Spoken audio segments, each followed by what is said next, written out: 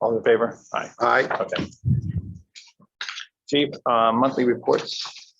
Let's skip to the #1 agenda item and circle back. I think a lot of folks are. Yeah, actually, what I wanted to do is go to B, if B was ready, because I think we're going to spend more time on that. But if not, let's go straight to topic for discussion, which is A, the juvenile crime accountability and legislative initiatives. So, Chief. I invited State Rep Tom O'Day, State Rep Lucy Bateman, State Rep William Haskell, and State Rep Ryan Fazio. And we're here today. Tom sent his regrets, but he has an urgent thing that he's attending to now. Yeah. So he won't be here. I don't know if we'll be here, but I hope He said he was going to be here. He might be here. Excellent. So I think typically the public calls us for help, but now we're calling our legislators for help because we're in the midst of a tremendous epidemic of stolen cars in New Canaan. Give you an idea, in 2018 we had 10, 2019 10, 2020 21, and so far this year 33. So that's a relative 229% increase from 2019 to 2021, and 2020 to 2021 a 57% increase. So that's substantial, and we're concerned about it.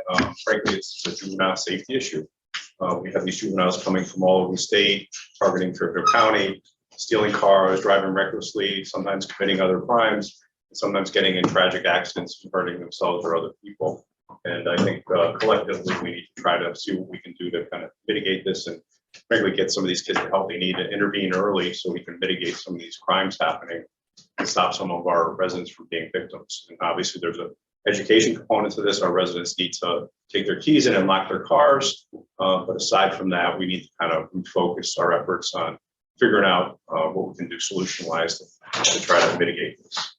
That's why we're here tonight, and I appreciate everybody coming. And Tom is here, and so is Will. And thanks again. And you can take one of these and pass it along. That's a little snapshot of what we're facing as far as stolen cars and thefts from cars. And I think all Fairfield counties is feeling this kind of pain. And frankly, we're here for help.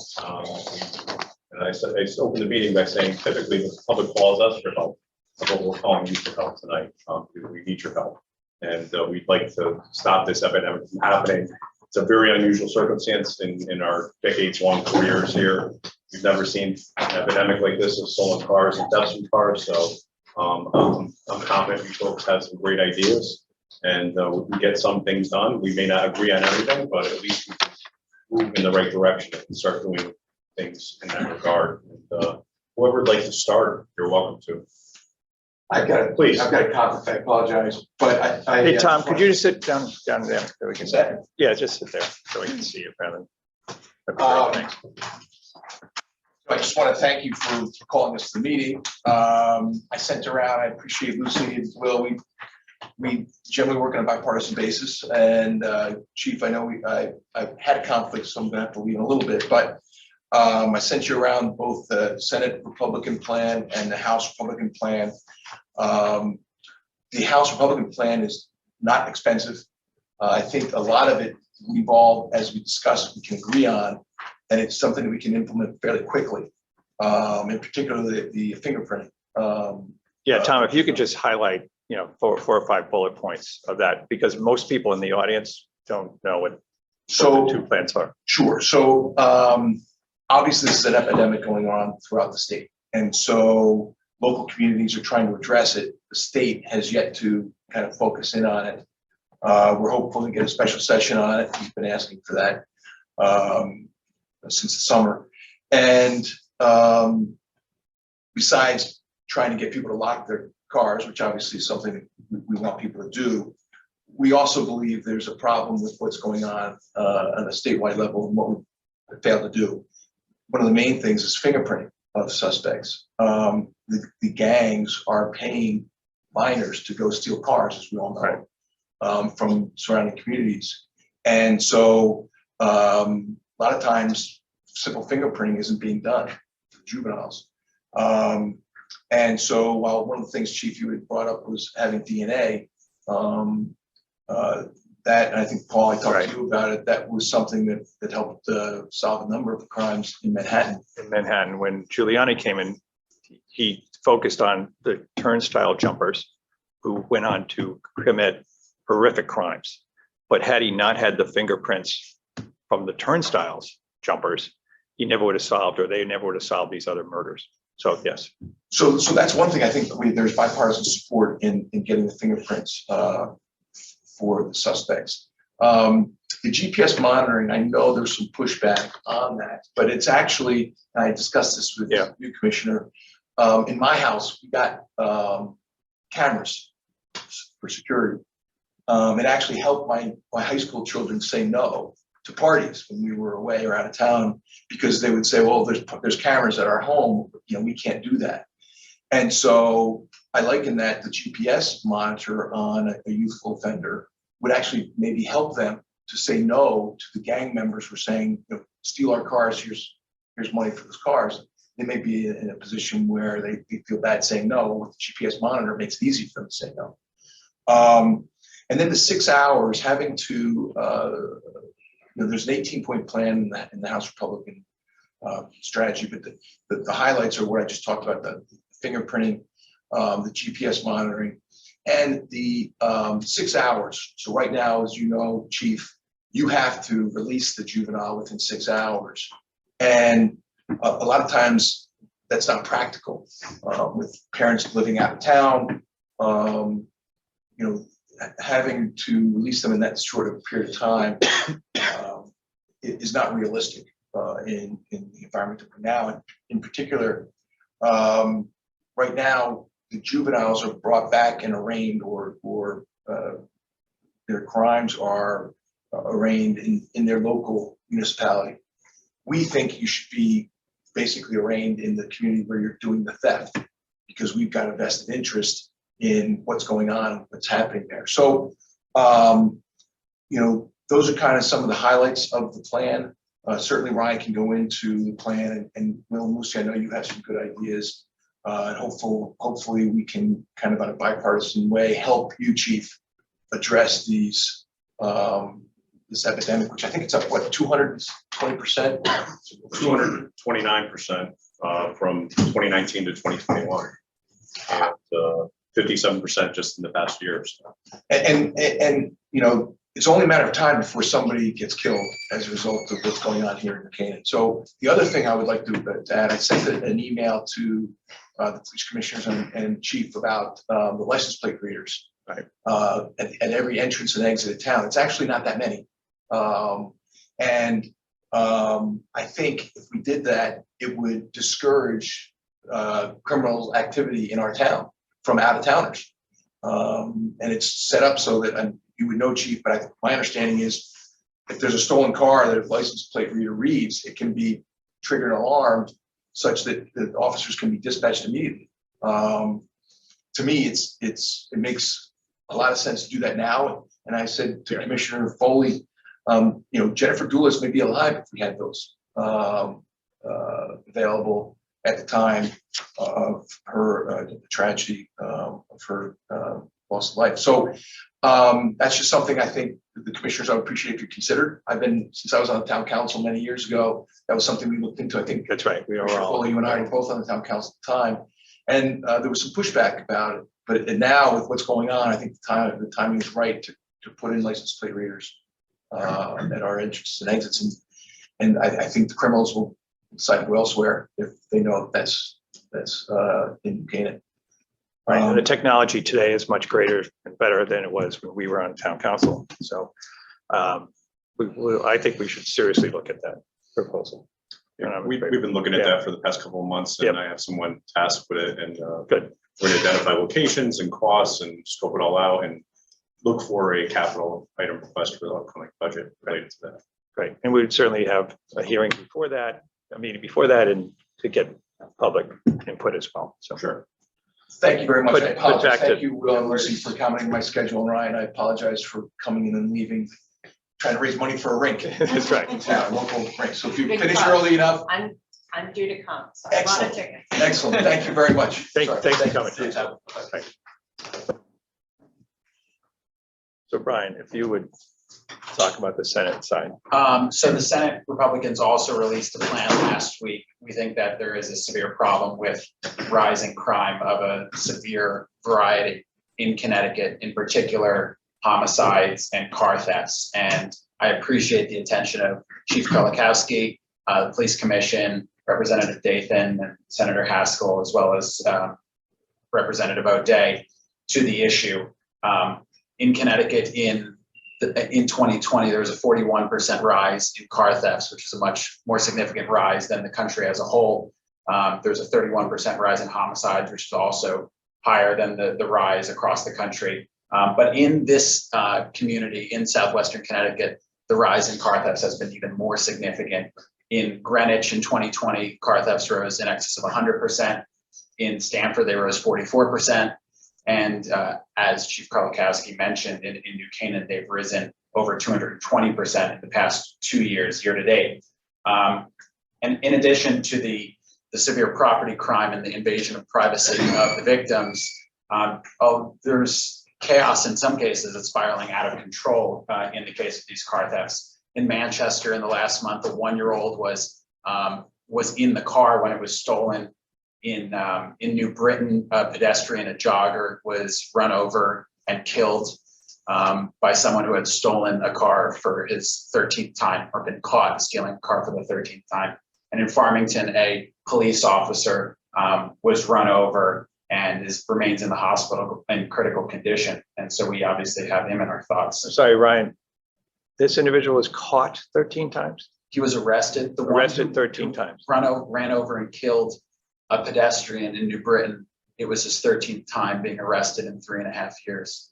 Okay. And I think that gets to the heart of the problem that our state, our society doesn't, under present policy, have recourse for trying to really, in a serious way, rehabilitate some of these older teenagers and incapacitate them from committing future crimes if things are so badly out of hand. And so the proposals of the House Republicans and the Senate Republicans tries to aim at addressing what we think are inadequacies in the state policy. We try to make proposals that we think are common sense and middle of the road, and we conferred with law enforcement officials and prosecutors and lawyers. And we hope that, and appreciate the attention of a lot of the Democrats in the state legislature, hopefully to fix this either in a special session or as soon as possible. I just want to go over 6 categories in the Senate plan.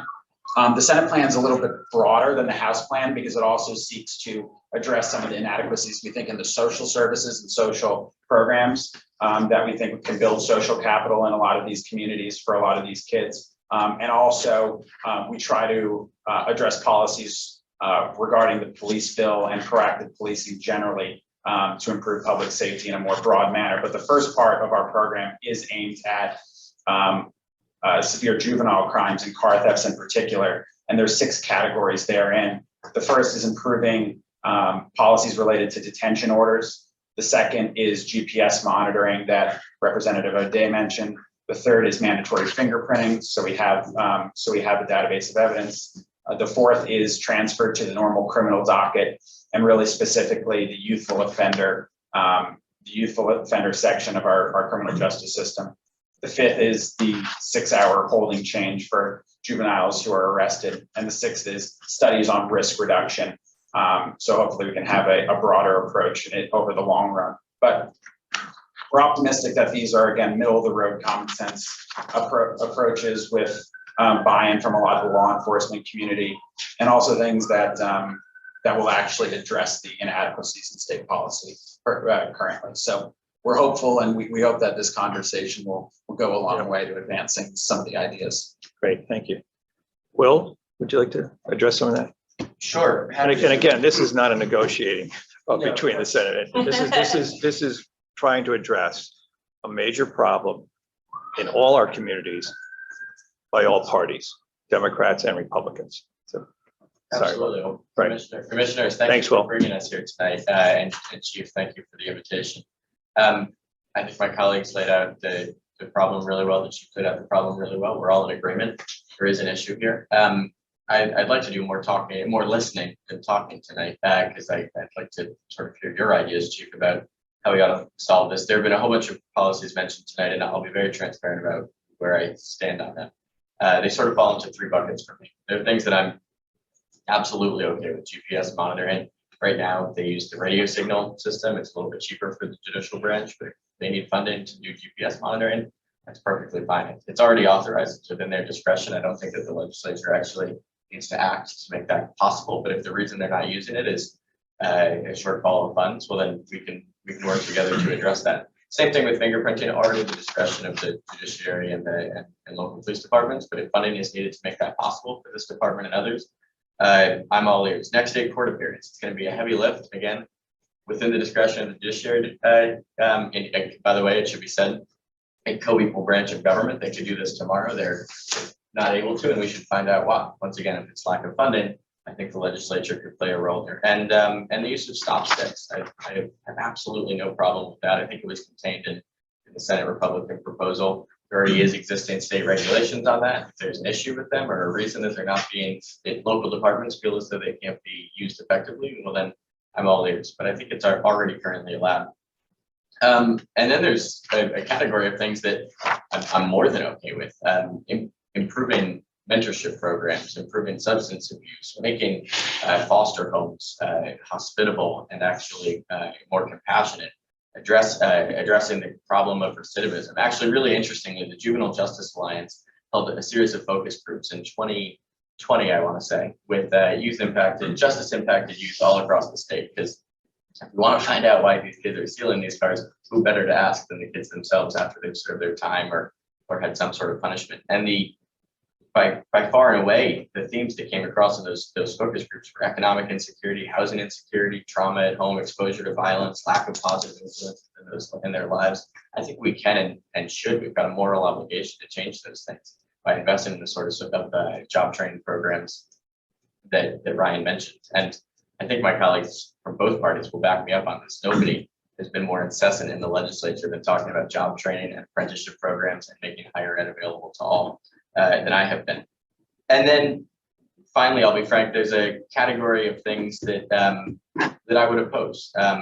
Rolling back consent searches. I do think that consent searches have an especially negative impact on communities of color, that they don't typically yield contraband, and also that they seem to me, and again, a lot of experts in the room here tonight, so correct me if I'm wrong, unrelated to the problem of increased car thefts.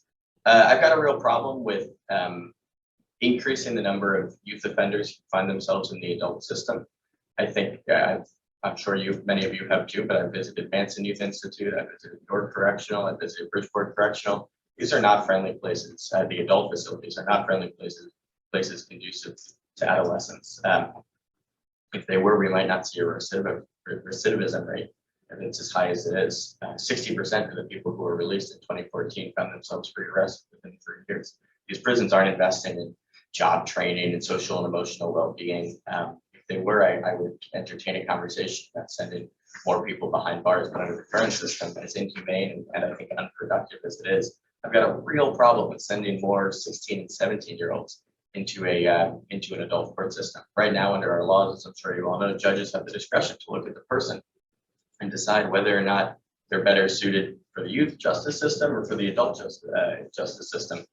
I think that the discretion should stay in the hands of the judges, and some of these proposals would take that away. Say that based on their age, or based on the crime they committed, they have to be diverted to the adult justice system, which CDC studies and across the country and studies here in Connecticut has shown to actually increase the violent tendencies of the folks who enter those prisons. Yeah, but excuse me, Will, but if somebody's committed a crime 13 times, what is your thoughts on that? I mean, after there's just it's a huge problem. There's in my no view, that the department hasn't been able for the Yeah. longest time to access the prior correct me if I'm wrong, Chief, but to access the prior criminal record. right. That is a That's big now been issue. changed administratively. Correct me if I'm wrong. Police chiefs around my district have told me they now have access to that data within 1 hour, so they can Okay. make a deal to Good. hold somebody. But I'll wrap by saying, and I'll wrap with a question actually, if that's okay, Chief.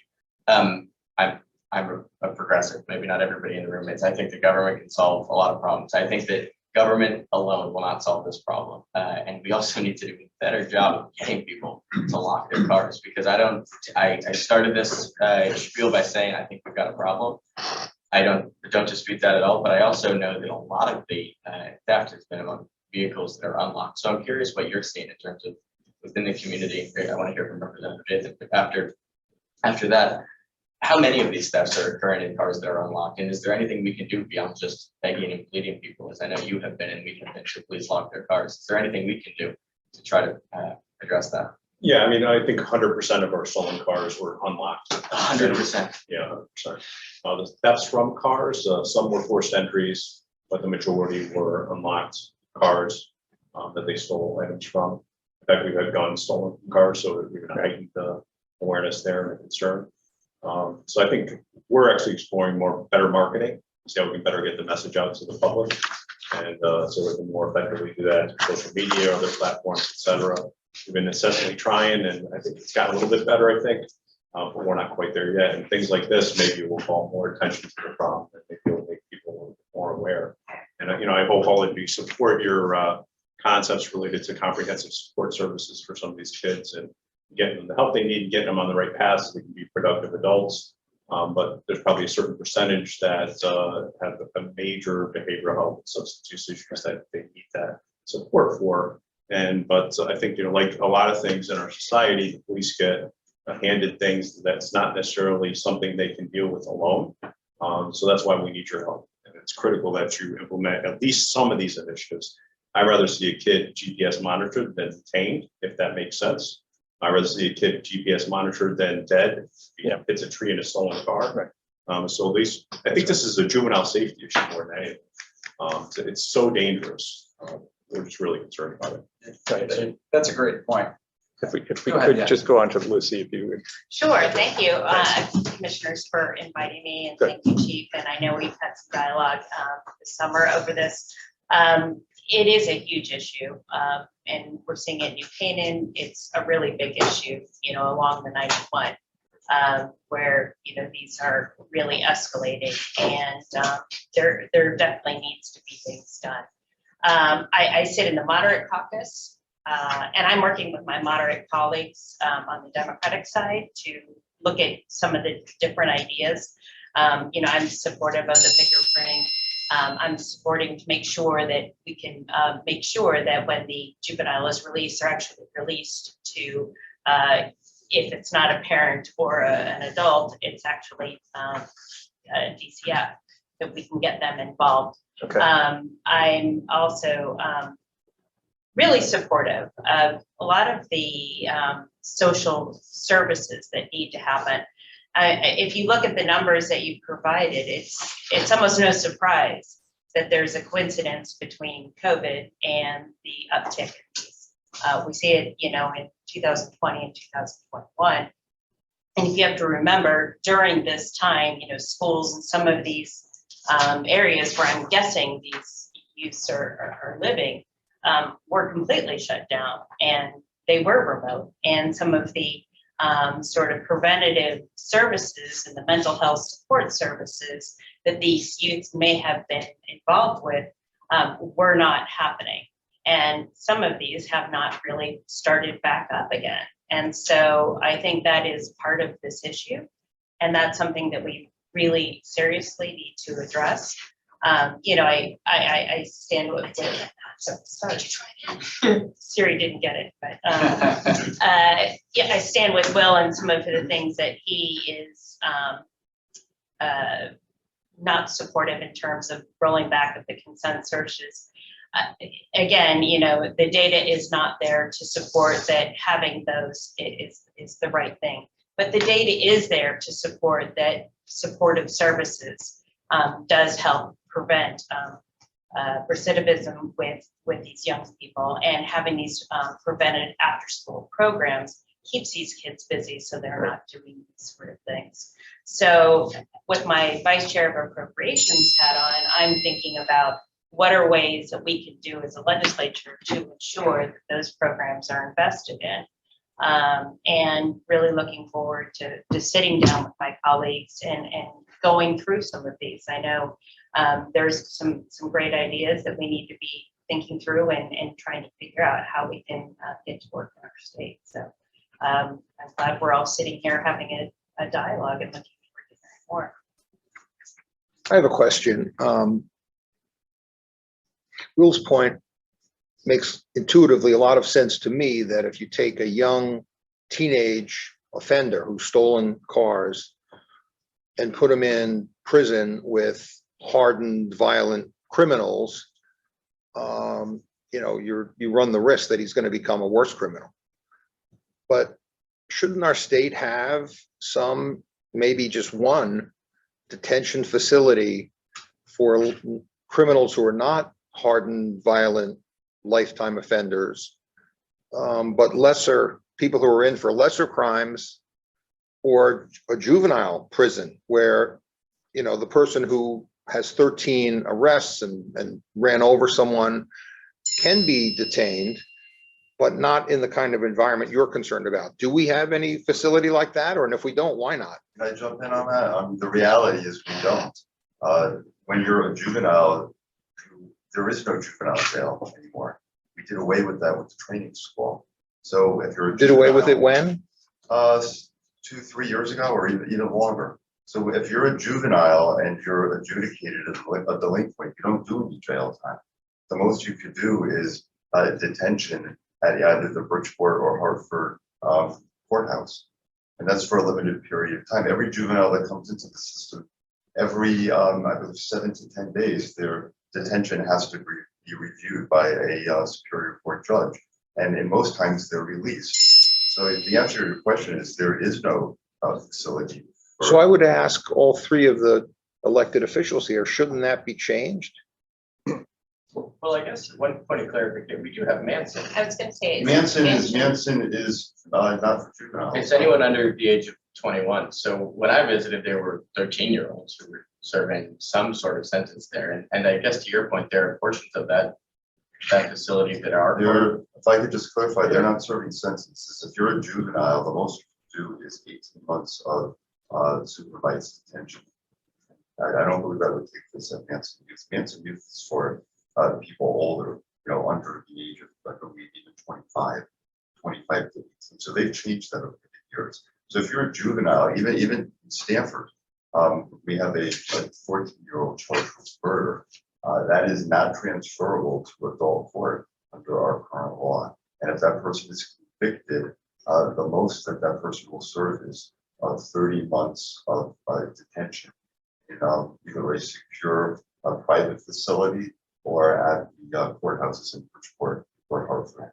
They wouldn't currently be sent to Manson. No. And they would be sent to the courthouse detention facility. They could be there, or they can go to a private facility that's has a secure private nonprofit facility. And they would be actually it would start out, the maximum really would be 18 months, and then a juvenile probational officer can recommend to a judge for an additional 12 months. But that's all that person will do if adjudicated for the charge of murder. As a prosecutor, I think there's something wrong with that. I think there's something wrong with if you're arrested 13 times for car theft that you're still out on the street doing it. We're all in favor of treatment, training, things of that nature. They're out there, but I think there has to be a realization that the kids that are committing these crimes, not only the car theft, but more serious crimes, know that currently in the juvenile system, there's really no bite. Right. So once you get in, you're going to get out, and there's nothing to it. So how about having something in the system where you have an apprenticeship, where you have a mentor, where you have a place to go every day with an adult who can teach you something other than stealing cars? That's some of the programs that I was referring to Yeah, when I which was we- speaking. yeah. And as I said, during COVID, we've had some things haven't been proceeding ahead with that because of, availability, health and safety issues. Right. And it kind of gets back to my thought of like, That's right. not everybody has to go to college. Okay. Yeah. But everybody needs to have a job. Right. And to prepare these young adults for a career, plumbing, electrical, there's such a shortage of these trades out there right now that we're paying hundreds of dollars an hour to have a mason come by, a plumber come by, an electrician come by. And these are, for the most part, these aren't bad kids. I mean, they're out, for the most part. I don't think they are. I don't know any of them, but I don't think I think just there's nothing else to do.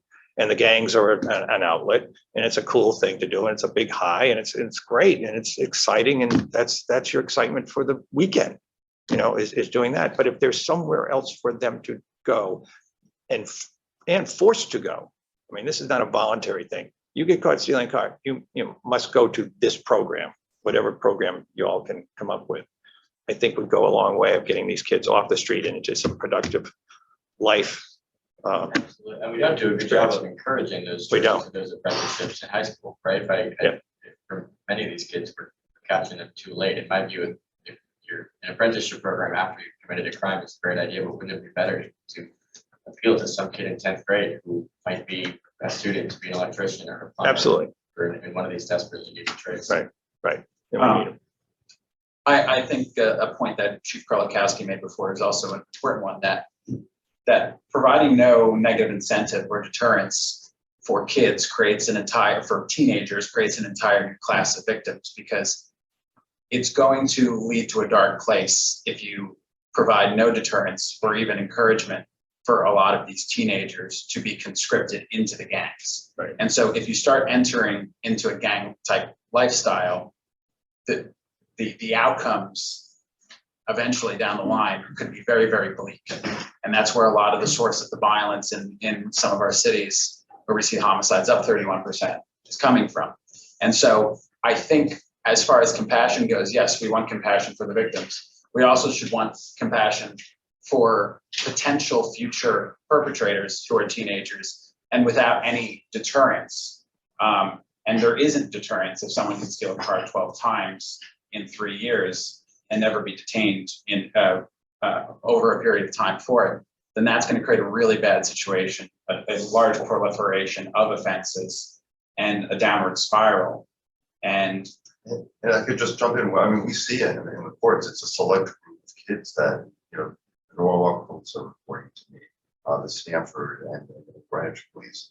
Most of the kids that go in through the juvenile system are not bad. They're not hard. They're not going to end up as criminals for the rest of their lives. It's a select group of kids out there that are, going in that direction, and they know that there's no consequences. And I hear this not only from the juvenile prosecutors in my office, but most importantly from the juvenile probation officers who are frustrated because there's nothing that they can do.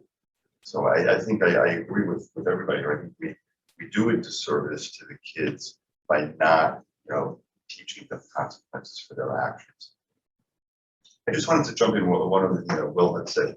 Simply by having, let's say a 16 or 17-year-old enter the adult system doesn't mean that they would be, incarcerated. I think I brought this up at our last meeting. The state has a youthful offender program, which still exists. It's basically been rendered, irrelevant now because we have 16, 17-year-olds going through the juvenile system. But if you are arrested and going to the adult court, you still have the right, and I think any lawyer would do it, to apply for youthful offender status, which means it's almost like juvenile. When you come in as an adult, and unfortunately, your name is out there, but once you get into that youthful offender status, your case is sealed from the public. The proceedings are sealed completely. It's in a closed courtroom, and you have a disposition that's not public at all. You go on probation, and it's real probation. We have probation officers. The only difference is that if you mess up, you don't follow through on probation, you have that possibility of going to jail, which would be completely discretionary with the judge. So I mean, we had that system for many years, which I thought worked well. But the problem I see now is, what I hear is that, if you violate your probation in juvenile court, what do you get? You get more probation. and Right. For any of us who have children, as you know, if you don't, lay the law down, kids are going to take it. Kids are going to learn. Yeah. So, Can I ask a follow-up question Sure. on that? In terms of the proposed change, which is the sort of automatic transfer to the adult system based on the crime, wouldn't that take discretion away from judges? And is the current system of giving judges the discretion when necessary to make the determination based on the person inadequate? First of all, we have both automatic transfers and discretionary transfers. So all most A and B felonies are automatically transferred to the adult court. That's a legislative determination. But there are exceptions which I wish the legislature would look at. For instance, manslaughter, okay, in the first degree, which is a B felony, is not transferable to the adult court, which seems a little. Not automatically transferable? It's not automatic, yeah, it's not. It's discretionary, yeah, but what is the standard for discretionary? The best interest of the child and the best interest of society. So when is it ever going to be the best interest of the child to transfer a case to adult court where the child conceivably get a criminal record? So judges are very hesitant to actually transfer make discretionary transfers to adult court. We don't see it a lot. We see it very rarely, as a matter of fact. So the standard is so skewed that these cases rarely get transferred on discretionary basis. And another charge is, for instance, with the car thefts, larceny 1, okay, which is a B felony, and most of these cars rise to that monetary level. Those cases are not transferable, automatically transferable to adult court. Now, if they came to adult court, what would happen? Okay, they would probably get youthful offender status, go on probation. So it would be effectively the same outcome. It would, but the difference would be if they did not comply with probation, or if they continued their criminal behavior, their probation could be violated, and they could do some jail. And so the 13 times arrested would be far less likely in that. That person would not be that person. Status quo. Right, that person, probably be under some kind of intensive probation, or possibly, in jail for a short period of time. But at least there's some penalty. There's some, the carrot and the stick. There's some stick here, which is what we don't have right now. All right, so we've seen. The other thing I just want to mention, the other non-automatic transfer is, and we see this on a regular basis, burglary in the first degree. If you commit a burglary at nighttime, remember there's different subsections for these charges. If you commit a burglary at night, it's automatically transferred. But if you commit a burglary and you cause bodily injury to someone, it's not. Which doesn't make any sense at all. Just recently in Westport, we were able to transfer to adult court a 17-year-old who is charged in numerous jurisdictions in juvenile for car thefts and carjacking. We were able to transfer to adult court. We had evidence that he went inside the premises and he stole a credit card. So we were able to at least transfer that to adult court. But generally speaking, we can't. In New York State, back in the days, they had this thing called BOCES, which is where kids learned trade within the school system. What is the Connecticut Board of Education? Do they have something similar where these young people could get some kind of training, like you were saying, in plumbing and the electrician, or any of those vocational career paths? There are VOTEC schools within our state, and there is funding that is going to them. But again, with COVID, some of these programs have not been going forward. I don't know what your experience is. I'm not sure which committees you're on, Brian. You're familiar with this side. I mean, that would be great in Bridgeport, and Stanford Yeah. has a Yeah. Bridgeport does, I'm sure Milford does as well. I mean, that would be great to implement and coordinate. And you look at this data from the police department, so many of these kids are coming from the Valet. Valet has an advanced manufacturing program at the community college that recruits from the high school and takes kids in, just like Wright Tech partners with Norwalk Community College. But it could grow, absolutely. To the extent we want to send more resources into our community college system, I'm always going to be a yes, but I Okay. think it is the Yeah. key to our economic recovery, and also perhaps to addressing, a lot of this increase in crime. I just wanted to I think we're in agreement on so many issues here. The question is sort of what should the stick look like, or perhaps, and I don't expect that we're going to answer this tonight because I think it's a huge question, but does the stick work? Does a stint of any amount of time in Bridgeport Correctional make somebody more or less violent? Does it make them more or less likely to commit a crime when they get out? Does it help them move forward and gain new skills and improve their social and emotional health? Or does it worsen it? I suspect that it worsens it. So I'm not opposed to consequences. I just think that those consequences ought to be productive. And I don't think that our current carceral system in the state is productive. Well, then how about, just back to the sort of that mentoring and apprenticeship, a forced mentor. Now, instead of sitting in the courthouse for probation for, I don't know, 8 hours a day, what do they do? And they come and go and they just sit there, right? Like, force them to pick a trade, force them to learn something that's going to be productive. When you're productive, you can open your own business. You're going to have a better lifestyle. You're going to become wealthy. This is what we would all want these younger. But I think what Used they to do do. is, they've graduated sanctions is something that really. Yeah. It's to work. I think that the juvenile probation officers, have tried to do that, and we do that in adult court too. No, I agree. I mean, I don't think you're getting much rehabilitation. in Right. PCC or, any of the other jails, here, I mean, there are programs, but to be eligible for them, it's a whole other roadblock that you have to get through. But, I mean, I know, in a perfect world, I would like to see a very rehabilitated resident facility for juveniles. That they would have to get a college education, a college, high school education. They'd have to learn a trade. Right. But that's all money. I mean, that's something that you guys have to grapple with. But I mean, unfortunately, we don't have it. And I think, given all the other resources we do, I often question why we don't. When they closed the training school, right, because it was deemed harsh, non-rehabilitative, punitive. Why didn't we invest the money in a better facility? Yeah. They'd be in a. Remember, you have to remember, most of these kids, they don't come from families where there's any kind of discipline. They lack the essential building blocks growing up. So, like I was talking to one of our juvenile prosecutors at Stanford, and that's why these kids are joining the gangs and doing this stuff. So, it's hard to reach them. And we have to realize that, they don't think like us. Their brains are different. They're young kids. Their brains are not developed for that number of times. We know that.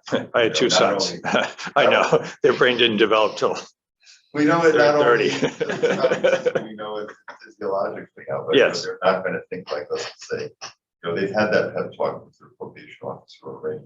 And working for it. right. It doesn't work. I think it's money, but I think it's also sort of, and money I'm in for. I want to send more resources to these programs, but it's also will to think about it differently. Like when I went to Manson Youth, I sat in on a math class and I spoke to the teacher afterwards, and he sees the same students again and again.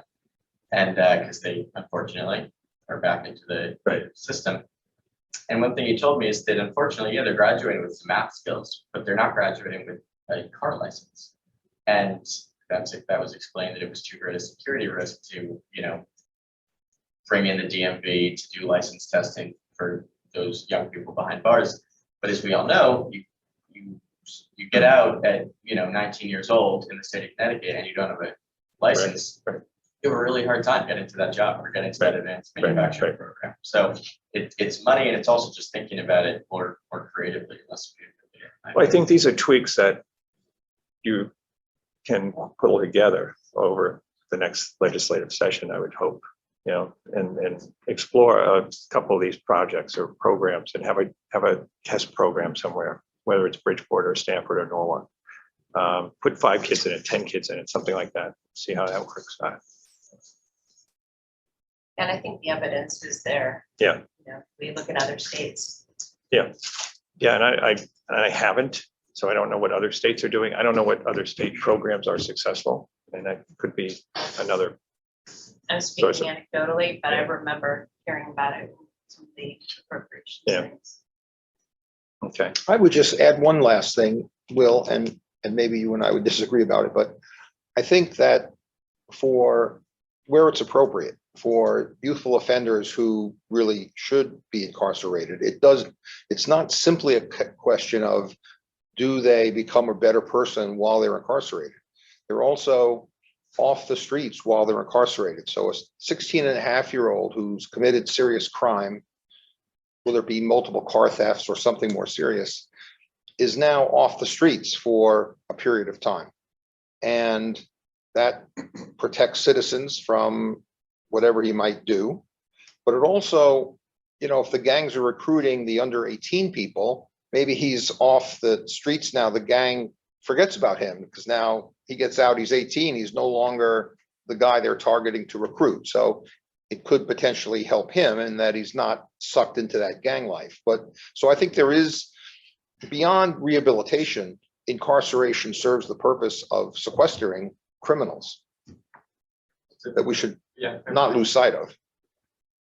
All right, so it looks as though there's agreement on sort of fingerprinting, DNA perhaps, or not, GPS. GPS, the holding period, increasing the holding period, Right. access to juvenile records, and then also coming together on some kind of apprenticeship program, even if it's just a small program to start that somewhere in the state.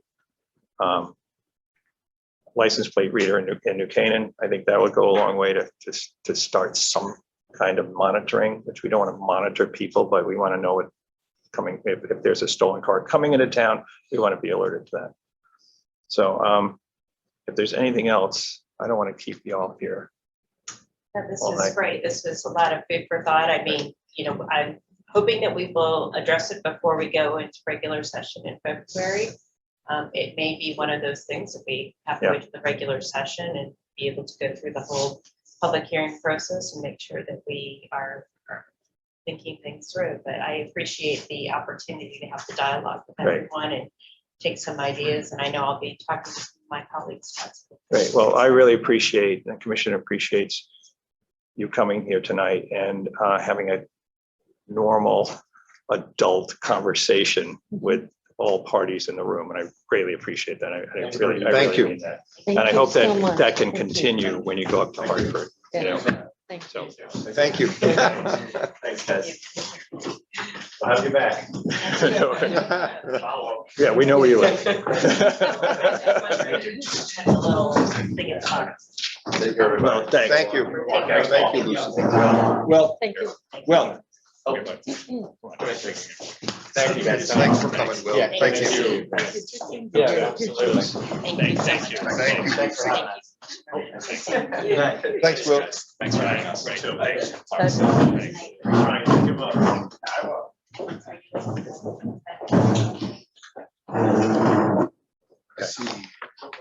Yeah. But also, there's another gentleman, Alan Broadband, and I was going to discuss traffic.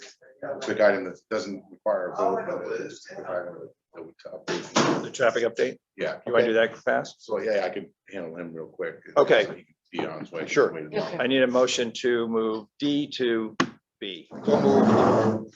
Aye. All those in favor? Aye. Okay, So, to B, chief. Alan Broadband, can you hear us? Yes, I can, and I'm here. All right, so I was contacted by a resident at 507 Smith Ridge Road. It was shortly after the hit and run accident happened up there. This was a bike The accident? bike accident. Okay, got it, yeah. Gentleman lives up there and he's right in front of his house almost. And he's requesting from the state, because he lives on a state road, to widen his driveway to allow him to sort of access his driveway a little bit easier. So he's nervous about getting rear-ended, trying to pull into his driveway Oh, okay, and or getting his mail and those sorts of things, because it does sort of tighten up there a little bit. Because it is the right of way of the state, he needs state approval. So he contacted me to get is this our. Alan? This is Alan. Okay. He's the architect Oh, okay, working for the homeowner at Okay. 507. got it. And he submitted a plan, which again is out of the purview of the police commission. It doesn't need police commission approval, but you know, I was very sympathetic to the cause and I thought it was reasonable. So whatever support we could throw their way, I would encourage. But again, it doesn't require legal traffic authority approval because it's just a right of way of the state. But Mr. Broadband, do you want to add anything to that? Sure, yeah, I'd love to share a little bit about that. Thank you, that was a great introduction. So essentially what has been said is accurate. Essentially, client purchased this property earlier this year and within several weeks had a few near misses of almost getting rear-ended. You all know how it is to drive on Smith Ridge. Traffic flies, and so you have to really slam on your brakes to get into the driveway. So I was hired as a landscape architect to investigate if we could make that safer. So we looked into the idea of just widening the entry a little bit so you don't have to slam on your brakes and crank a hard right. Seems logical, so we contacted the state DOT, and they said, absolutely not. We have our limit to the curb cut opening, and there is no nuance, there's no variance, there's no way that we can change that, sorry. Shortly thereafter, there was an accident in front of that entryway, and I personally have had 2 near misses getting in and out of that driveway. So we felt like it was something we didn't want to just accept the state's, sorry, we don't care, we don't want to look at your situation. We thought maybe this deserves more dialogue. Maybe the state needs to have some nuance or some other options for homeowners who live on very busy roads that have dangerous exits and entries to their property. So we drafted a plan that would widen this entryway to make it easier to get in and out. And Deputy Chief DeFederico was great in just opening the dialogue with us to see if this is something that the town could assist in being our advocate as we go back to the state and say, we really would like to discuss this further rather than just the hard stop that we got at the first discussion. So I'm happy to share that plan with everyone today on share content, if that helps. But our hope was just to see if there are any other voices in the community for people who live on Smith Ridge or other busy roads in town who have experienced similar issues and have had near misses of accidents that could be solved or mitigated at least if the widening was allowed, if the driveways could be greater than 22-foot curb cut, which has to immediately flare to 12 feet is what the state is asking for. That's very narrow when you're coming in at 40 miles an hour and someone behind you is going 50 miles an hour. So wanted to put that forward to this group and see if there's any feedback or information that we could gather to sort of find a way forward for this client and see what other homeowners might be facing similar challenges. Okay, can you share the plan with us? Absolutely. You can see it's a pretty modest adjustment. I think it's widening it by maybe 8 feet. You know, Well, this is, we just had the state reps and the state senators here. Sorry, Alan, you should have gone first. Right? Goodness. So as you can, let me just diagram on this. Can you all see my screen? Yes. Yeah. Great. So the existing opening is this red line, which I'm going to color yellow for the sake of this meeting to be very clear. And what happens when you turn in is that you're traveling this direction and you have to turn, and it feels like you want to go there, but you have to really go here, which is a hard right. So our proposal to the state was to take that hard right and soften it by opening the driveway up to this point and keeping it a 16-foot width so that as you come in, you have more room to make that maneuver. Yep. While people are bearing down on you. We thought it seemed quite logical. We're not asking for a 50-foot curb cut. We're asking for 34, which is an 8-foot extension over what it is today. And they said that wasn't possible. So their regulations have a 12-foot driveway max and then 2 5-foot flares, which gets you to 22 feet. And that's what their limit is. So that's what the diagram looks like. And, in discussion with zoning, I talked with Lynn today about this again, and she, of course, has to defer to what the state says, but she can understand some of the logic. The New Canaan zoning regulations do not prohibit us from widening the driveway to 16 feet, but that widening would have to stop at the property line because then it's state jurisdiction. So we can't complete this final, really what we're asking the state for is those 42 square feet to be able to pave that section. Does that help to see the diagram? Does. Great. And how about coming the other way if you're coming down Smith Ridge and making a left? Is it a left? So exactly, yeah, similar issues, really. I mean, it's so tight. It's, Gotcha. let me just erase all of that. So right now, you're coming this way. If you're traveling here, you have You to hit crank that, right, that makes sense, that you're just hitting that. more than a 90, and it's tough. I can understand that some situations on Smith Ridge, just naturally by the nature of the property, are flat and have a more gracious flare at the road. There are existing driveways that exceed the state regulation. Sure. Naturally, there are a lot of things that don't comply. This particular driveway has quite a gradient going up. So you have a double whammy with a quick turn and then a quick turn up into the driveway. And there's no way else to do that. The topography of the site dictates that you have to immediately rise coming off of the street. Okay, so, John, are you working with, is this a Tiger issue as well? Well, Or is this- it's really a state issue and I'm not sure, and maybe Alan, you can let us know what else we can do to help, but you know, it's not something that we need to vote on. It's not something that we can authorize, but if We're certainly letter in of sympathy. endorsement Yeah, or yeah. would help. Exactly, and we fully recognize that. And so I think what would be helpful is a letter of understanding that the situation has safety challenges and that this kind of curb cut could be meaningful in mitigating those challenges. And I think it's really just a letter of support. We fully understand that this is not something that is up to you to decide, right? But if we had some local support, I think then going back to the state and just bringing it to them with further bolstering would be worth another try. This is more than aesthetics. You Yeah. know, this is. This is safety. Yeah, this is safety. There's been a couple accidents there, right? Verify that the Right. speeds are much greater than 40 miles an hour on that stretch of that road. So I could supply that data and support it, but I just wanted your approval to support it in any way.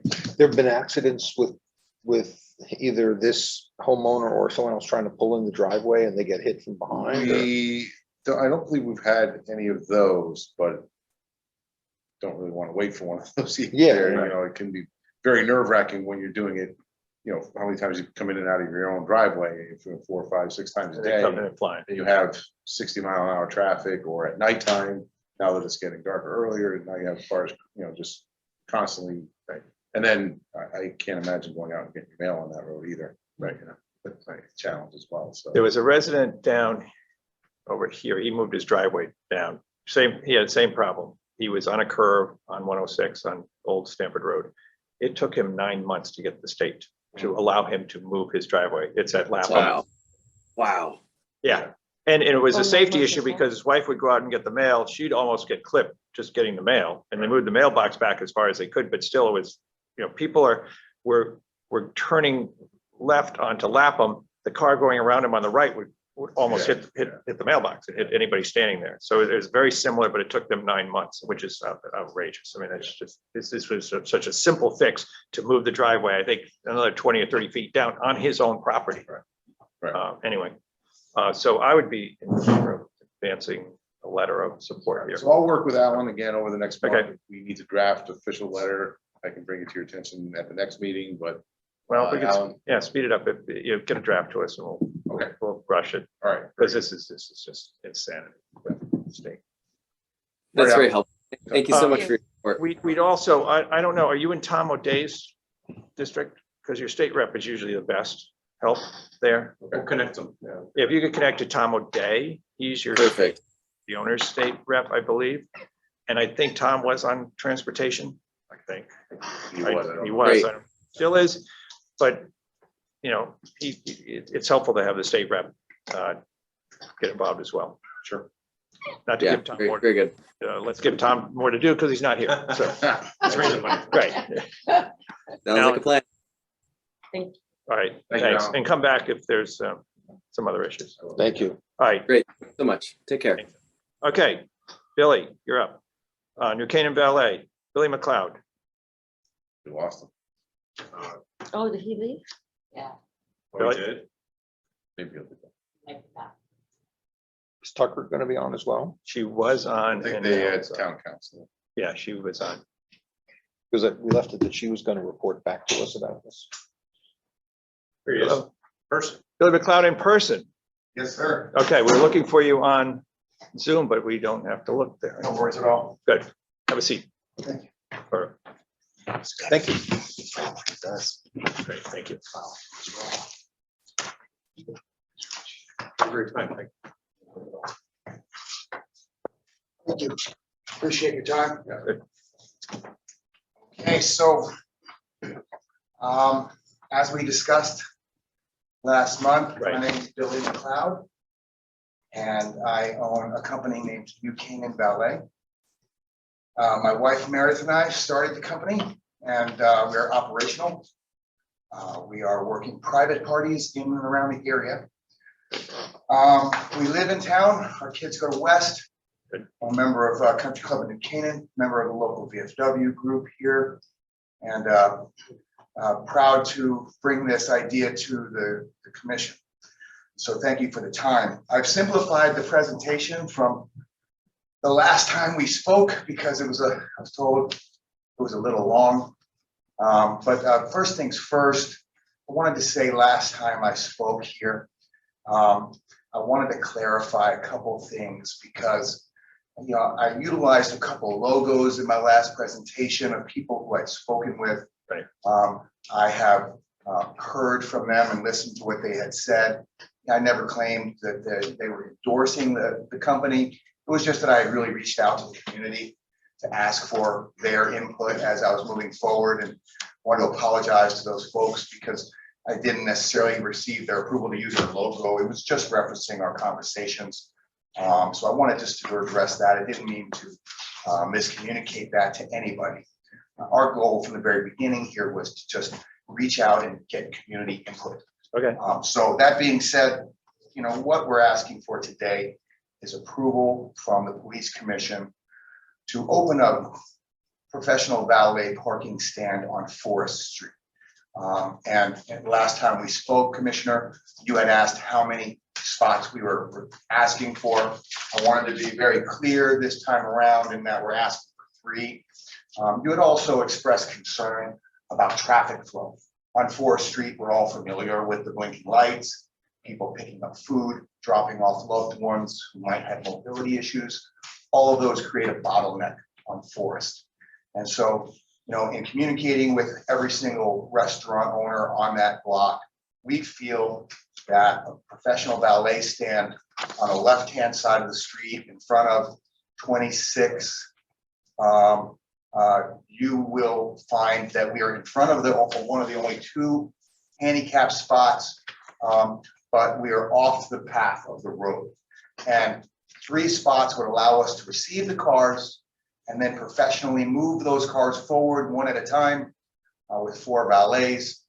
We have received permission to park the cars on private property on Cross Street, and we have an endorsement letter from the owner in your packet. We have also received letters of support from the owners of Tequila Mockingbird, Cava, Gates, New Canaan Diner, and Locale, who feel that and there's a packet of those endorsement letters at the back of what I've given you, as supporting the concept that it would help their business. It would also help the fact that we are going to be parking any car with a handicapped placard, official licensed, at no charge. That alleviates some bottleneck there on that street because people can pull in and they can park their car. They don't have to drop their loved one off and go park. They can also easily access their car after. Now, again, so the model has changed just a little bit. We have engaged the owners to where we're taking 100% of the risk here. We're not asking them for any money to fund this operation. The customers will fund it. There's a number of ways that I've spoken with each owner to make it easy for them. We did that because the meeting with the New Canaan Chamber and the Traffic Commission and some influencers all together, they wanted whatever we did to be fair for the community and for the business owners. And just to give you a little, I know it's not your purview, but we felt it was important because restaurants have different prices for their meal. Some are more expensive than others. The restaurants have different number of tables, serve different number of people. So it was hard to gauge exactly what we were going to do. So we've decided to take 100% of the risk and open up the valet stand full throttle and park those cars.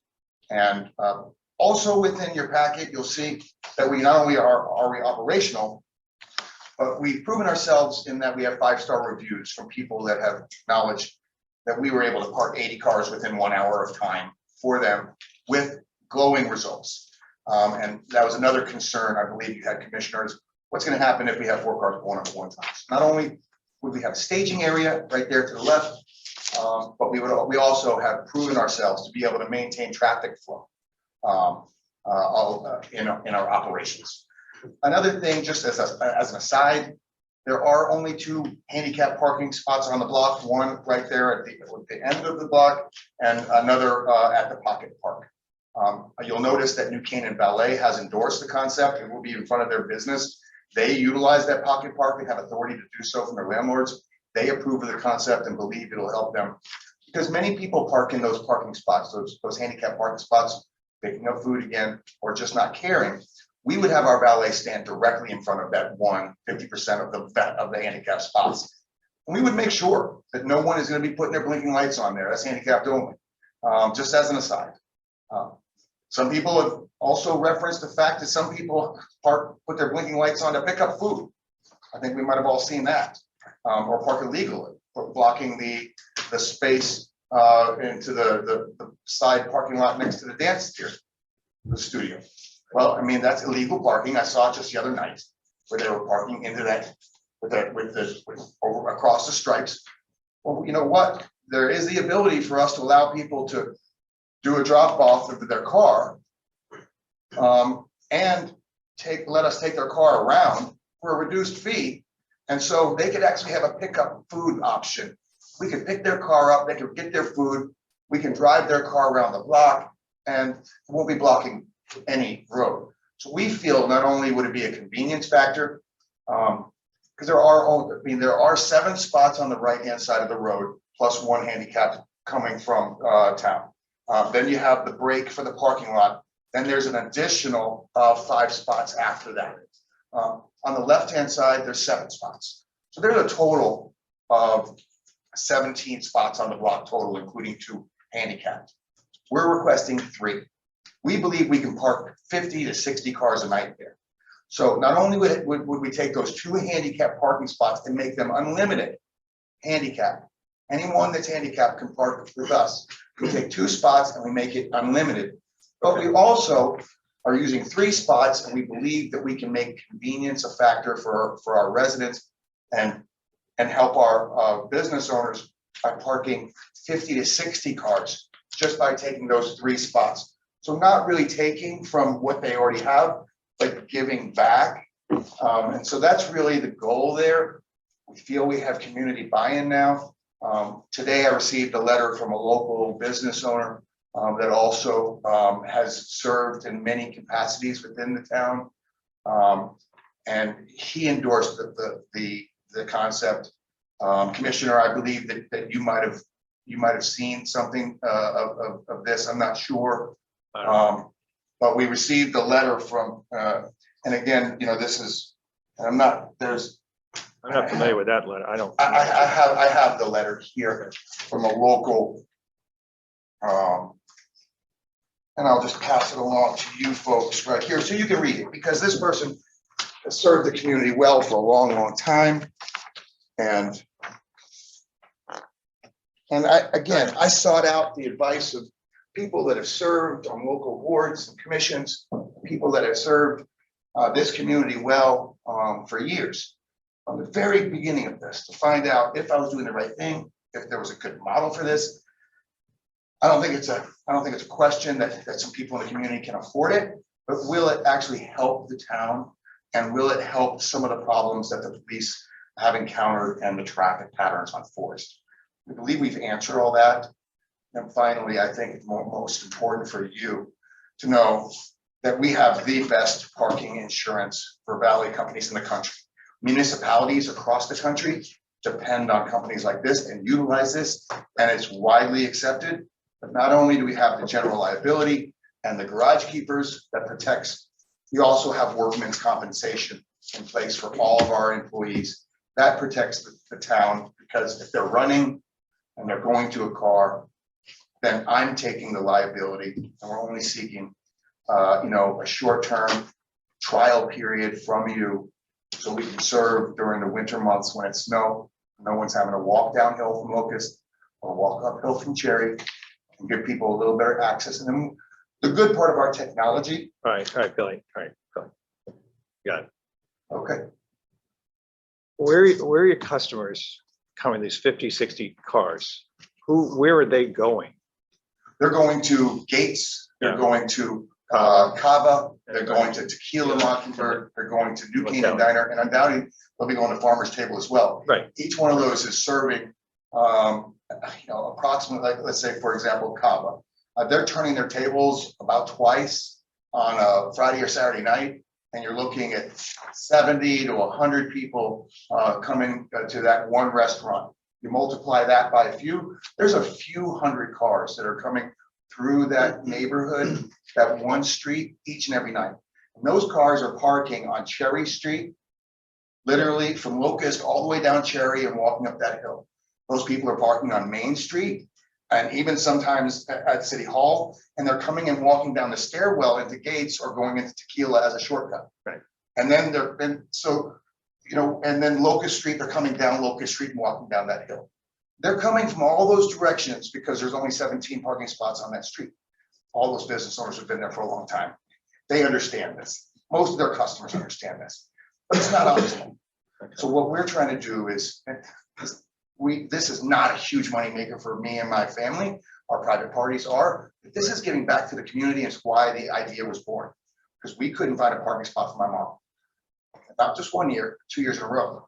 So we ended up going to another restaurant in town, Roger Sherman Inn, where we could pull up and drop her off right up front when it wasn't a problem. Guess what? The fact is that this gives folks another option. And we think we've tried to cover everything, but the technology, one of the concerns you also had was what happens if someone doesn't come pick up the car, Billy? Our technology allows us to send them a text when they check in their car with their cell phone. They can request their car from the table, and we send them a message saying your car will be ready in 7 minutes. And then they get another text that says your car's out front. So we're communicating with them via text without them waiting at the street.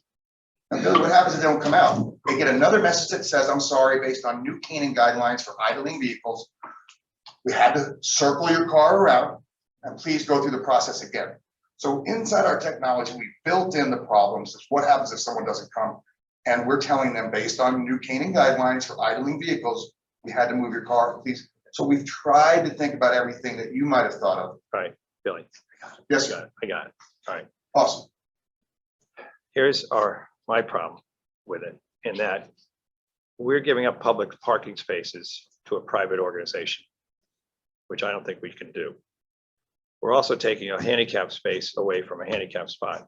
We're not using any handicap spaces at all, We're sir. gonna leave that there. All right, but you're taking 3 other spaces away from We're public taking parking. 3 spaces and we're So gonna if be, you want to take the handicap spot. no, we're not. We're not gonna take the handicap. We're gonna be in front of the handicap spot. We're not gonna touch that spot. Okay, No, I don't, okay. I don't think that I'm comfortable with giving up public parking spaces to a private company. I'm not. I understand what you're trying to do. Today too. Yeah. She spoke with the town council. Yeah. Or the Town attorney. town attorney, and we can't, Yeah, we can't. we can't I give can't exclusive give it, rights we can't to anybody, right? I can't. well, no, let me just explain, We can't. based on municipalities across the country, this is done. So what Yes, I but guess what I'm this is, saying that excuse me, Billy, We've Billy, checked with our town attorneys and they said, we should not do this. Right. and I appreciate that very much, officer. I did speak to Tucker this afternoon. She did relay to me the fact that she had a conversation with the attorney and Yeah. he wasn't sure. Okay. And that was where it was, where When it's. I talked to her this morning, she sounded pretty sure. When I talked to her this afternoon, again, I'm not All right, disputing that guys. whatsoever. gentlemen, That's all what my right, point Billy, is. stop for 2 seconds, please, okay? I can't go along with this because I cannot give up public parking spaces on our street to a private business. I think it works great at a Roger Sherman. I think it works great at a private party. And I think it works great in a parking lot where you have a restaurant and a private parking lot, if you will, at a mall or something, where you pull up, you get out of your car and they valet your car. You pull up to a hotel, they valet your car. You pull up to a casino, they valet your car. Do it all the time. Pull up to your country club, they valet your car. But on a public street, I can't get there. All right, I can't.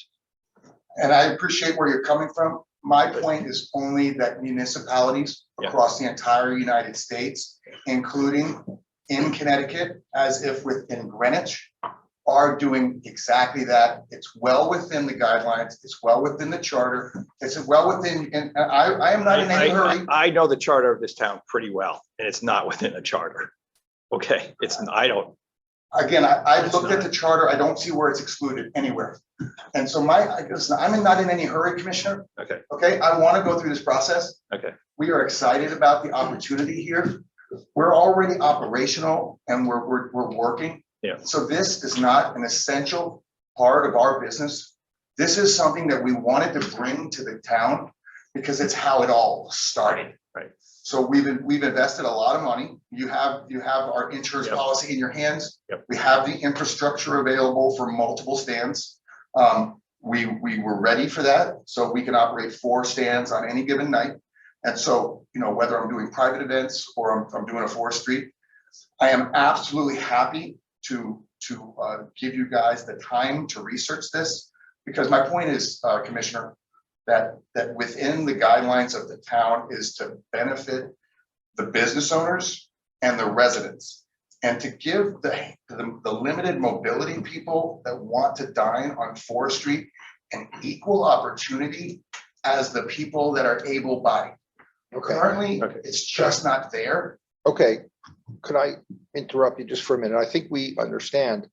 Where I'm coming from is we are not in a position tonight. I'd like to table this because last month, what we said was that we were tabling it until Tucker Murphy would examine the town's liability and insurance matters. And now we have this matter of what the law permits or doesn't permit, and we don't know the answer. So I would say for me, I appreciate your presentation. You've obviously put a lot of time in on this. But I would suggest that we can't make a decision tonight either way in any event. So in my view, so Well, I did speak to Tucker and she spoke to town attorney, and the town attorney was very clear that this was not permitted. not an avenue that we want to go down, because it would probably require a lot of public hearings. Yeah. A lot more than police commission approval. It's well out of the purview of the police commission. that's right. Okay. It's far greater. than Because that. it's giving up a public property to a private business. So we would So have to it's have not more within the hearings authority to to do it. Right. Okay. That was That was the that. outcome. And I talked with her as well today. Oh, okay. My goal would be, I would appreciate it if we could at least table it rather than making a decision today. So at least we could engage communication with the town attorney. I could at least take another look and have my attorney just look at the regulations. And guess Billy. what? If it's not possible, then we're Billy. gonna come to the same conclusion anyway. I'm at the conclusion, Billy. For me, I cannot give up public space, public property to a private company. I can't. We can't, as a commission, do that. Cannot be done. Okay, and again. I appreciate your enthusiasm. I haven't had anybody in here, we haven't had anybody in here who's as enthusiastic as you. Well, thank you. I can say I appreciate that. Let me ask But you I this. just can't give it up. If there was room. Yeah. Right, because as I said, whether it's Greenwich doing this in their downtown. Yeah. And there's published articles about this, where they did it because they were trying to help their business. Greenwich went out and spent $75,000 to hire a company like mine to offer their business owners the ability to have that. Yeah. So, and in towns all across Connecticut, not everybody has a parking lot. Right. And so there are restaurants where you pull up and you drop your car off on a public street. Yeah. And then they park the car off-site. That's to help the restaurants and the business owners. If I was to do some research, have my attorney just dig in, have my attorney contact the town attorney and see what the ultimate answer is. If it is allowable, you have got to represent the town, Commissioner. Right. We do. I respect that. You're not being paid for it. It's your own personal time. We had that conversation. I respect it greatly. But if we were able to find that it was allowable under certain circumstances, I mean, would your opinion be different? No, I'm convinced I cannot do this. No, I'm not about today. I'm talking about tomorrow. I can't do it tomorrow. I can't do it next week. I don't see how we can do it. I don't. So to continue the discussion, I think is a waste of time at the moment. I understand completely. What I'm gonna do is, again, I'm just gonna have my attorney contact the town attorney and to find out if there is a way that it is legal. And maybe if it is legal, if it is allowable, then I'll bring that back to you and offer you that insight and allow you to maybe make another determination. Because ultimately the goal is to help our business owners and to help the limited mobility people to stop a bottleneck that's happening every single night right now. Right. And if it is legal, then I'll bring that to your attention. And we can revisit it because you only have as much information as you have and you're making the best judgment that you can make. But if there is a way that the town would allow it under the charter, under the rules of the town, then I'll represent. It saddens me, but I respect your decision. Because we have to look after the entire town, not particular restaurants or whatever. We've been very supportive of every restaurant and every business in this town when we put in barriers so that we could have access to them during COVID. We're now doing these other bump outs so that we can create more of a walking area on Elm Street. And also the bump outs were originally put on Forest Street for that reason, so that we can have more of a walkway as well as outdoor dining. And we're all in favor of all of that. Did you have a chance to just take a look at the letters from the restaurant owners in your packet? Each one of them on that block, saying that they support the concept. I understand. I would support the concept too if I owned the restaurant there. Of course I would. That's a no-brainer for them. We are not restaurant owners. We are public servants that have to look after the public will here. But Friday, So- you have to, just one thing, I'm gonna, and your time's got it. Yeah. But you have to admit one thing. Yeah. That the only people using those 3 parking spots on Friday and Saturday night are people that are going to those restaurants. And so if you're concerned about taking 3 parking spots off that street, but we have 5 restaurants on that street that are endorsing this concept to help their business, we're not taking parking spots from anybody that wouldn't be going there already. Right. We're making those 3 parking spots 30 or 60. Right, and that's why we opened up Forest Street, took down the barriers, and now we've got open the lane on the right-hand side. It's a start, but there's also parking at the bank, there's parking behind the shoe factory, there is other parking. I eat there all the time as well. And you know what? I worked in New York for almost 30 years, 40 years. The I would parking walk- spots that are there I are would- being used by employees and they're full by 4 PM at night. So that Billy- parking spot you've given Billy, back. you gotta let somebody else talk here. Yes, I apologize. People in this town don't like to walk.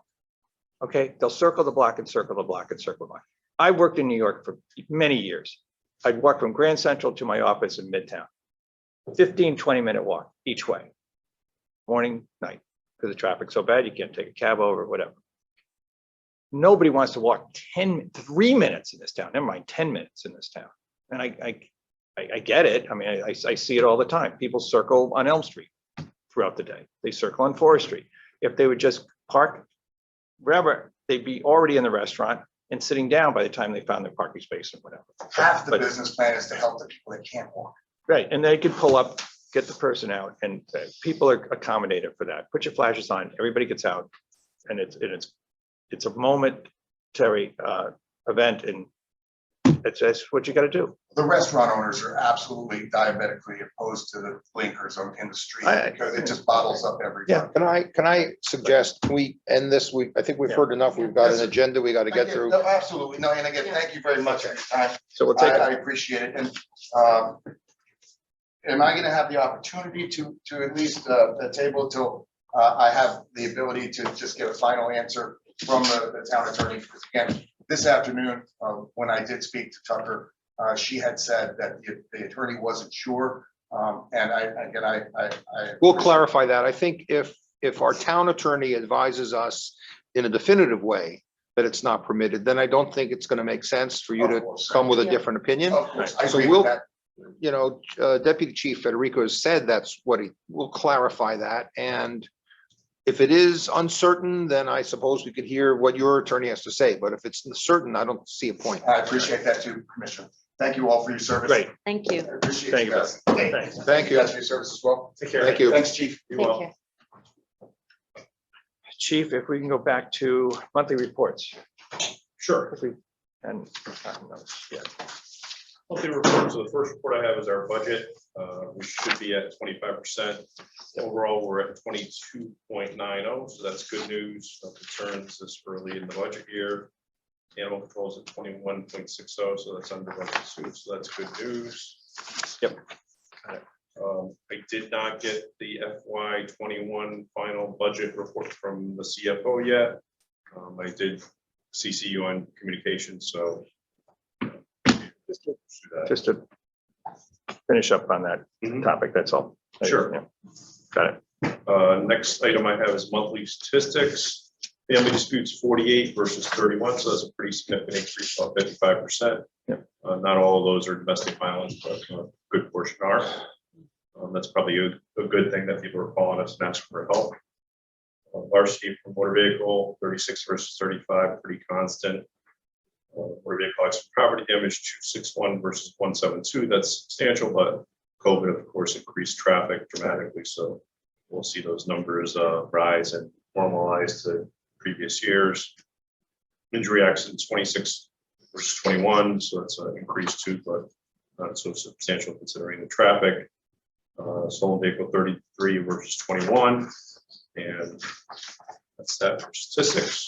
And staffing report for September, we lost time was 25.85 compared to previous month of same month 2020, 24.57 and 64.01 for September 19th. That was when our staffing levels weren't as robust as they are currently. And about 50% of the time we work with a minimum shift. So that's pretty good compared to the September 20 and September 2019, which were more significant as far as the shift requirements. Okay. Next report I have is false alarm aging. Consistently, a substantial number is over 120 days, 10,000, almost $11,000. I don't know if that'll be collectible, but I'll send that point on to our CFO and see if he's going to write that off or continue to try to collect it. Next item I have is extra duty aging. Roughly $91,000 is 31 days or greater uncollected. And I will also pass along. I know it's much better than it's been in years and months past, so it's good news, but certainly like to collect all of that money, and I'll pass it along to CFO as well. Yeah, it seems to be an Eversource issue for the most part. Yeah, they're a little slow to pay. Yep. Essentially. Okay, That's all I have for reports. We just have to finish the topics for discussion items. yep. Let's see, the course approval for John Milligan. Yes. He is enrolled in an MBA program post university and he'd like approval for that course, which is I think the first in a series of courses towards the degree. Great. Recommend approval. All those in favor? Aye. Aye. Okay. Public Act 2128, John, John? you summarize that? Yeah. I do have a couple of sort of quick capital updates. Oh, okay. As Dean, yep. We're running late here. We hired Mike Galante to review Old Stanford Road, the sharp curve and the traffic there, and if there's any improvements that can be made. Obviously, it's a state road, so we need a traffic engineer to review that. We're waiting on his report. I was hopeful to have it prior to this meeting. But when I do receive it, I'm going to meet with the neighborhood. I've been in contact with a couple of representatives from the neighborhood, so I'll meet with them, get their input, and then we'll have a report back for next meeting. Can I just say that I've heard from some of those neighbors and they were very appreciative of your showing up and being there and walking through it. So thank you. Yeah.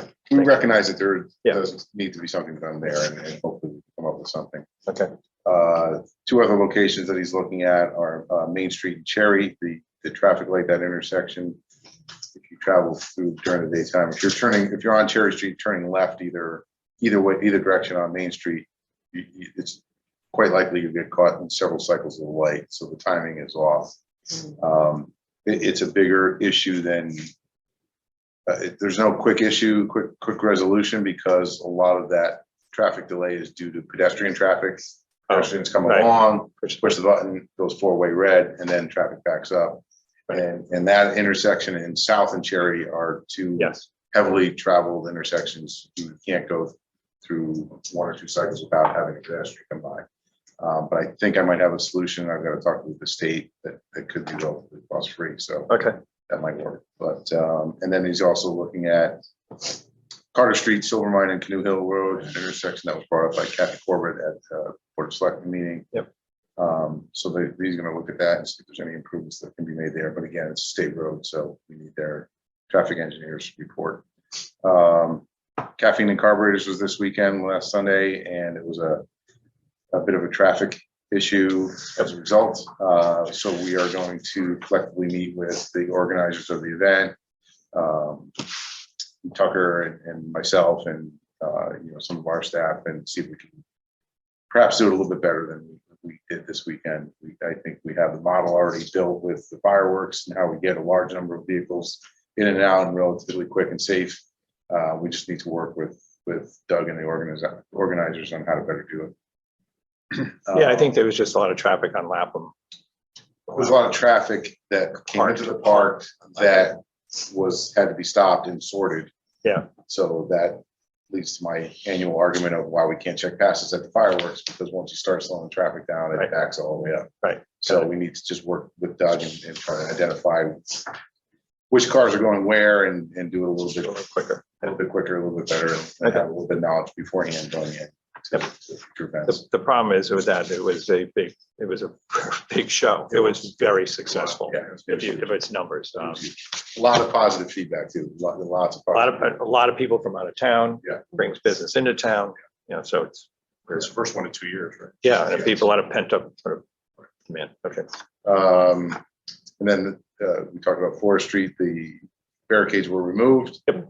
And Chamber of Commerce has sent notice out to all of the restaurants to move their tables back. So we have regained the 3-foot sidewalk area that we need for pedestrians, and that should happen sooner rather than later. Right. But that notice went out today. I spoke with Laura Budd and Tucker about that. So they're on notice. So that should be taken care of. Okay, good. That's it. Hey, for- just side note on when you come off the Merritt at exit 36 to Old Stamford Road, that light is extremely slow. And It that is. during a rush hour, traffic backs up onto the Merritt. It's only like 5 or 6 cars at a time when you're going left. If you're going right, you're fine because you take a right on red.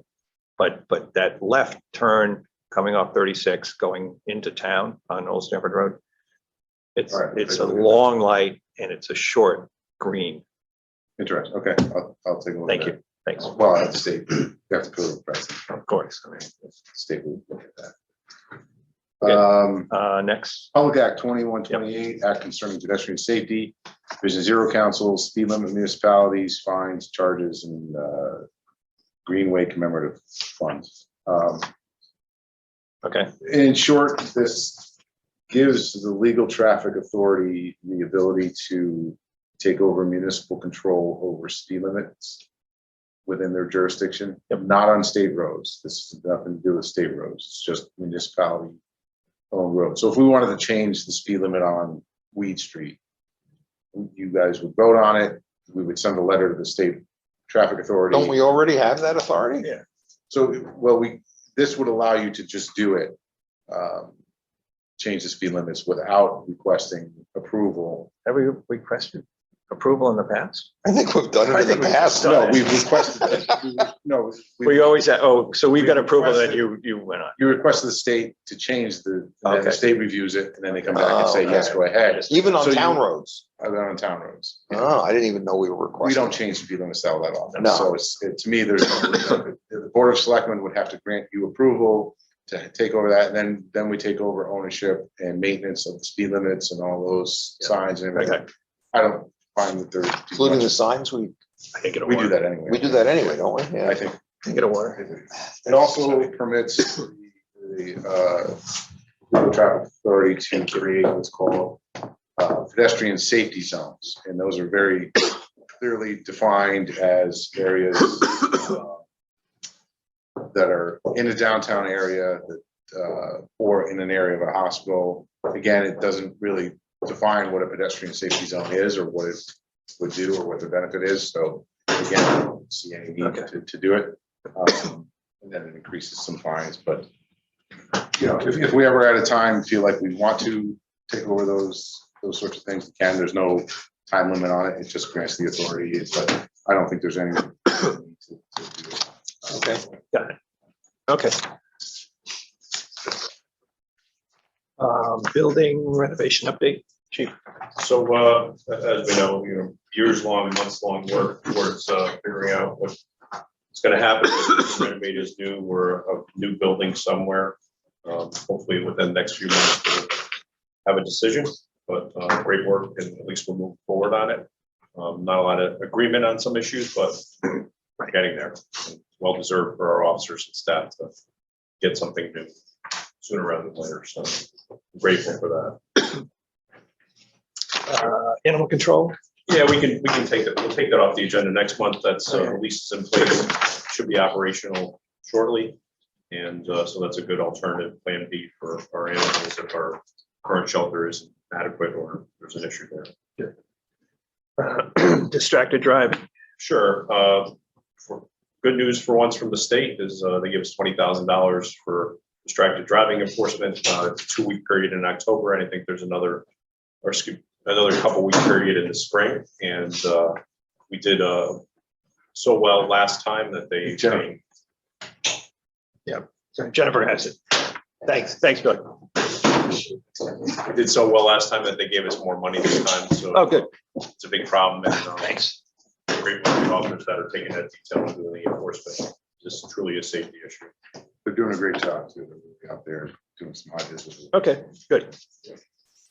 Letters of appreciation. Sure. One of the better parts of the meeting, usually. General thank you, I guess, to the department and the commission for from Maria Falker for approving the rowing. Campaign approved fundraiser. It was successful and the kids had a great time and benefit from it. So great news there. Next emails from an attorney in Stanford thanking Sergeant Condos for helping with a fraud investigation and assisting his client and resolving it quickly and efficiently. And he said, in closing, this type of efficient police work is not the stuff of headlines, certainly, but it amounts to first-rate service to the Newcastle community. So, thanks to Sergeant Condos for his good work. Next email is from Silver Hill related to incident Lieutenant Obrink, Sergeant Gannon, and Officer Conley responded to and handled exceptionally well. And she closes by saying your ongoing support in general, as well as support showed by the officers on scene, mean a great deal to us. Please let all those know who responded know how grateful we are. So, we're a great partner in our community and glad when they're happy with our services. Very good. Okay, any other new business, any other old business? None? Any new business? No, all right, so let's go into executive session at 7:39. Oh, yeah. Oh, the awards, yes, yes, sorry. Other matters. Hold on. Perkin Award. Yep. shoot. Yep. Lieutenant Ferenga received a 2021 Perkin Award for his exceptional marksmanship, and he'll get a $150 reimbursement for a firearm or a watch. So congratulations to Lieutenant Ferenga. Sergeant Latourette received the annual Perkin Commissioner Shoot Award, and congratulations to his exceptional marksmanship as well. Okay. All right, now let's go into a vote to go into executive session at 7:40. All those in favor? Aye. Aye. Okay. Executive.